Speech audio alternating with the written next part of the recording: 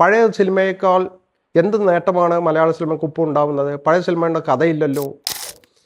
മലയാള സിനിമയ്ക്ക് എന്ത് പറ്റിയെന്ന് എല്ലാവരും ചോദിക്കുന്നുണ്ട്. ശരിയാണ്.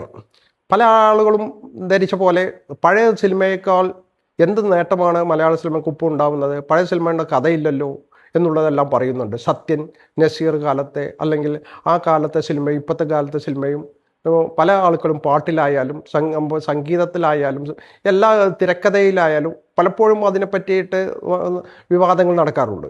പക്ഷേ കാലത്തിനനുസരിച്ച് മലയാള സിനിമ മാറി എന്നുള്ളത് കൊണ്ട് പഴയ മലയാള സിനിമകൾ കേരളത്തിൽ മാത്രം അല്ലെങ്കിൽ മറ്റു തമിഴ്നാടിൻ്റെ അല്ലെങ്കിൽ പരിസര പ്രദേശങ്ങളിൽ ചില ഭാഗങ്ങൾ ഓടിയിരുന്ന മലയാള സിനിമ ഇന്ന് അന്തർദേശീയ തലത്തിൽ കിടപിടിച്ച് മത്സരിക്കുന്നു എന്നുള്ളത് അതിൻ്റെ ഒരു വിജയം തന്നെയാണ്. ഹോളിവുഡിനും ബോളിവുഡിനും എല്ലാം കാഴ്ചവെച്ചുകൊണ്ടാണ് മലയാള സിനിമ ഇൻ്റർനാഷണൽ ലെവലിലേക്ക് പോയിക്കൊണ്ടിരിക്കുന്നത്. അതുകൊണ്ട് തന്നെ മലയാള സിനിമയിലെ ഒരു പുതിയ യുഗമാണ് വന്നിരിക്കുന്നത് എന്നുള്ള കാര്യത്തിൽ സംശയമില്ല.